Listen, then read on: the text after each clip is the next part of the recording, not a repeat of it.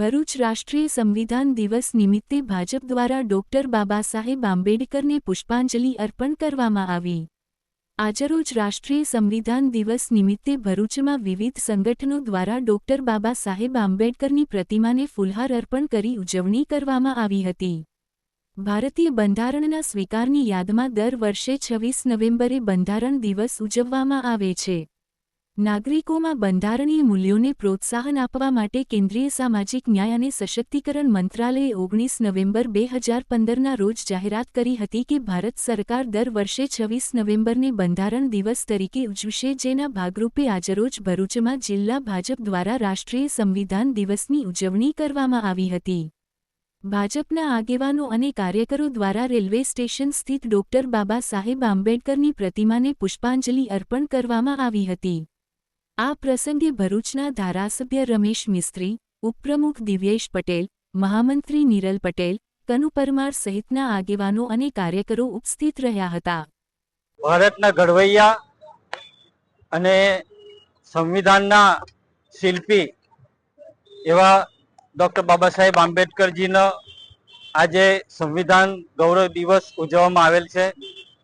આ ઉજવણી ભાગ સ્વરૂપે માન્ય ધારાસભ્ય શ્રી રમેશભાઈ, મહામંત્રી શ્રી નિરલભાઈ, અન્ય કાર્યકર્તા મિત્રો આજે સંવિધાન દિવસની ઉજવણી માટે ડોક્ટર બાબાસાહેબ આંબેડકરના પટાંગણમાં ઉપસ્થિત છે।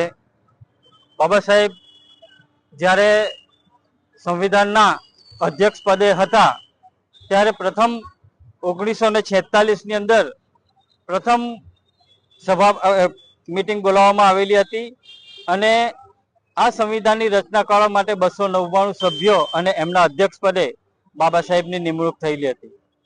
સંવિધાન રચના કરવા માટે બાબા સાહેબને 2 વર્ષ 11 મહિના અને 18 દિવસનો સમયગાળો એમને પૂર્ણ કરેલો અને ત્યારબાદ સંવિધાનની રચના થઈ હતી। સંવિધાનના જ્યારે એમના હસ્તલેખન સંવિધાન નક્કી તૈયાર થયું તો મિત્રો આ સંવિધાનની રચનાનું વજન 13 કિલોના અંદાજે એમના હસ્તલેખન પુસ્તિકાની અંદર આવરી લેવામાં આવેલું હતું। આનો ખર્ચ 63,96,329 નો થયો હતો। તે સમયે ડોક્ટર બાબા સાહેબ આંબેડકરે સંવિધાનની રચના માટે સમગ્ર નારી શક્તિ, દરેક વર્ગ, કાનૂન, કાયદો અને એ બધાના સૂચિતોની અંદર એમણે સંવિધાનની રચના કરેલી છે અને આપણો સમગ્ર ભારત દેશ એ આ સંવિધાનના ન્યાય તરીકે એનું આપણે પાલન કરીએ છીએ અને આજના ઉજ્જવળ દિવસે આપણે એમને કોટી કોટી વંદન કરીને નમસ્કાર કરીએ છીએ, વંદન કરીએ છીએ। મિત્રો, ભારતીય જનતા પાર્ટીના જ્યારથી આ બીજું ટર્મની અંદર માન્ય પ્રધાનમંત્રી નરેન્દ્રભાઈ મોદી,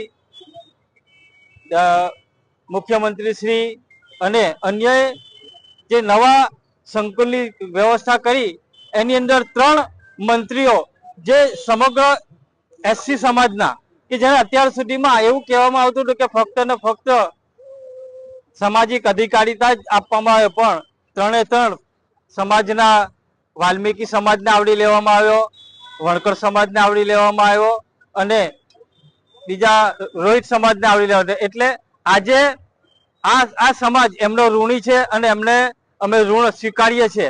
આજે ગાંધીનગર ખાતે 3 મંત્રીશ્રીઓનું સન્માન થઈ રહેલું છે અને એ સન્માન સ્વરૂપે અમે ભરૂચ તરફથી જે પત્રિકાઓ છે, આભારની પત્રિકાઓ બી લગભગ 2000